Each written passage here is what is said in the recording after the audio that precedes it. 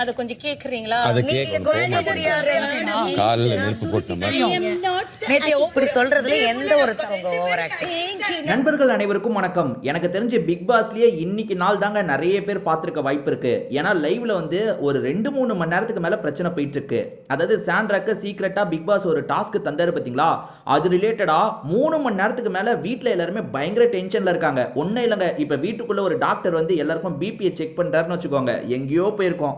அந்த அளவுக்கு சாண்ட்ரா பயங்கரமா எல்லாரையும் டார்ச்சர் பண்ணிட்டு இருக்காங்க. சிலருக்கு சாண்ட்ரா பண்றது ஓவரா கூட தெரியலாம், ஓவரா தெரிஞ்சாலுமே பரவாயில்ல, ஏன்னா இது பண்ணதான் செய்யணும், அதுதான் அவங்களுக்கு கொடுத்துருக்க வேலை. நான் ஏன் சொல்றேன்னு ஒரு தெளிவான எக்ஸாம்பிள் சொல்றேனே. இப்ப சாண்ட்ராக்கு பிக் பாஸ் ஒரு சீக்ரெட் டாஸ்க் கொடுத்துட்டாரு. அவங்க பெருசா மெனக்கிடவே இல்லைங்க, இந்த மாதிரி பிரச்சனைலாம் பண்ணல.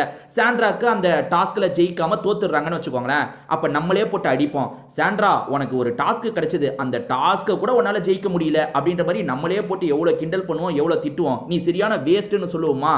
ஆனா இப்படி பண்ணா நம்ம என்ன சொல்றோம், இல்ல சாண்ட்ரா டாஸ்க்குக்காக இவ்வளோலாம் போகக்கூடாதுன்ட்டு. இவ்வளோலாம் போனோம், ஏன்னா இவ்வளோ போய் நீ ஏன் இறங்கி வர மாட்டார், விக்ரம் ஏன் இறங்கி வர மாட்டாரு, இறங்கி வாங்க.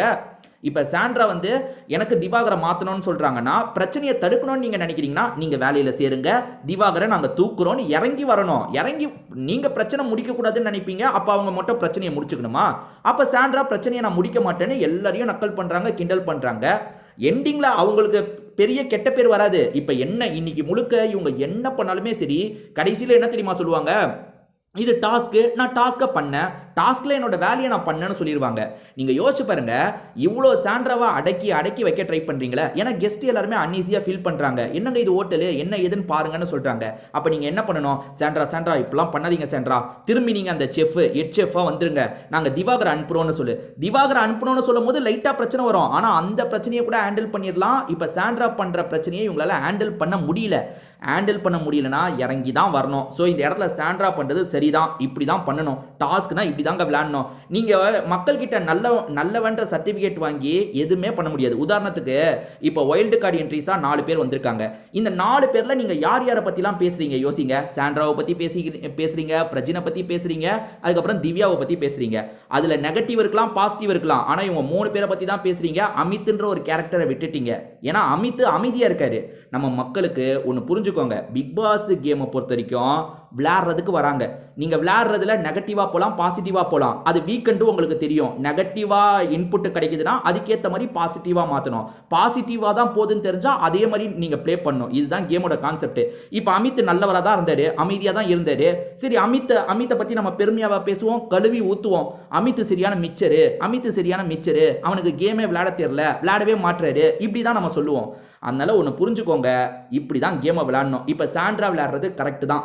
பார்வதி இதே தான் பண்ணாங்க, பார்வதி எல்லாருக்குமே குடைச்சல் கொடுத்தாங்கல்ல, அதே மாதிரி இப்போ சாண்ட்ரா பண்ணுறாங்க.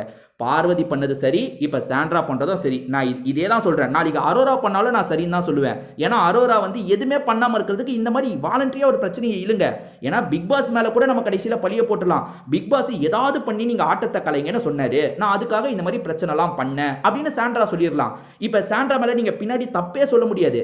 ஏன்னா என்னதான் இருந்தாலும் சாண்ட்ரா நீங்கள் ஓவராக பண்ணிட்டீங்கன்னா, நான் ஓவராக பண்ணுற அளவுக்கு நீங்கள் ஏன் போனீங்க, எனக்கு ஸ்டார்டிங்கே நீங்கள் வந்து நான் சொன்னதை பண்ணியிருந்தா நான் அமைதியாக விட்டுருப்பேன்ல, நீங்கள் தான் என்ன ஓவராக போக வச்சிங்கன்றத மாதிரி சொல்லிடுவாங்க. ஸோ சாண்ட்ரா இப்போ பண்ணிட்டு இருக்கிறது கரெக்டுங்க. ஆனால் திவ்யா பண்ணிட்டு இருக்கிறது இந்த இடத்துல எனக்கு நிறையா பிரச்சனையாக இருக்குது. ஏன்னா திவ்யா பண்ணுறதை என்னால் ஃபுல்லாக சப்போர்ட் பண்ண முடியாது, தேவையில்லாமல் எல்லாருக்கிட்டையும் எரிஞ்சு விழுந்துட்டு இருக்காங்க. ஸோ இந்த இடத்துல சாண்ட்ரா அவங்களோட ஆட்டத்தை சரியாக ஆடுறாங்க. அதாவது சாண்ட்ரா வந்து வார்த்தையை விடலை, நல்லா புரிஞ்சுக்கோங்க, வார்த்தையை விடலை, திட்டலை, கோவப்படலை, வார்த்தையை விடல. என்ன பண்ணுறாங்கன்னா எல்லாரையும் ட்ரிகர் பண்ணுறாங்க. நான் அப்படி தான் இருப்பேன், நீங்கள் ஒரு இடத்துக்கு போகக்கூடாதுன்னு சொல்கிறீங்கன்னா நான் அங்கே போவேன், கெஸ்ட்டை டிஸ்டர்ப் பண்ணுவேன். அதாவது கெஸ்ட்டுக்கு பக்கத்தில் போய் அச்சுன்னு தும்புவேன். அவங்க அச்சுன்னு தும்புறதுல எச்செல்லாம் தெரிக்கலைங்க, அது வந்து அவங்க வந்து அங்கே இருக்கிற கெஸ்ட்டை அன்ஈஸியாக ஃபீல் பண்ண வைக்கணும், இந்த மேனேஜ்மெண்ட்டுக்கு இன்னும் ப்ரெஷர் கொடுக்கணுன்றதுக்காக அப்படி பண்ணுறாங்க. ஸோ கேமில் ஜெயிக்கிறதுக்காக இந்த மாதிரி யுக்தியெல்லாம் கையாளுறது உண்மையாலே கரெக்டான விஷயம்தான். என்னென்னா சிலருக்கு வந்து தப்பாக தெரியும், என்னடா இவங்க இப்படிலாம் பண்ணுறாங்கன்ட்டு. ஆனால் கேமை பொறுத்த வரைக்கும், பிக் பாஸ் கேமை பொறுத்த வரைக்கும் இதெல்லாம் தப்பு கிடையாது, சரிதான். ஏன்னா வார்த்தையை விடல, நீங்கள் நல்லா கவனிச்சுக்கோங்க, சாண்ட்ரா எந்த இடத்துலையும் ரொம்ப வார்த்தையை விடல, நீ அப்படி நீ இப்படி அப்படின்ற வார்த்தையை விடல. திவ்யா பண்ணுற தப்பு என்னன்னா, திவ்யா நிறைய வார்த்தையை விடுறாங்க, தேவையில்லாமல் நிறைய வார்த்தையை விடுறாங்க. இவங்க அந்த வார்த்தையை விடாம சூப்பரா இப்போ வரைக்கும் சிரிச்சுக்கிட்டே ஹேண்டில் பண்றாங்க. பிரஜினுக்கு இதெல்லாம் தெரியும். பிரஜினில் யாருமே பார்க்காத போது தன்னோட ஒய்ஃபை பார்த்து லைட்டா ஸ்மைல் பண்றாரு. அதாவது ஒய்ஃபை பிளானோட தான் இந்த விஷயத்த பண்ணிட்டு இருக்காங்கன்னு அவருக்கு தெளிவா தெரியுது. அவர் பார்த்து பார்த்து லைட்டா சிரிக்கிறாரு. ஸோ அதான் சிலருக்கு வந்து இதெல்லாம் பிடிக்காது, என்னடா இப்படி பண்ணிட்டு இருக்காங்கன்னு. அப்படிதாங்க பண்ணணும். இப்போ லைவ்ல எத்தனை பேர் பார்க்குறாங்க பாருங்க, இதுதான் முக்கியம். பார்க்க வைக்கணும். நம்ம தான் சொல்கிறோம் விளையாடுங்கடா மிச்சர் தின்னாதீங்கன்ட்டு. விளையாண்டாலும் நம்ம குறை சொன்னால் எப்படிங்க? இதுதான் கேமு. இதை பேலன்ஸ் பண்ணுறது தான் கேமு. விக்ரமை பேலன்ஸ் பண்ணி தான் ஆகணும். ஸோ இதை பற்றி நீங்கள் என்ன நினைக்கிறீங்க அப்படின்றத கமெண்ட் செக்ஷனில் சொல்லுங்கள், நான் தெரிஞ்சுக்கிறேன்.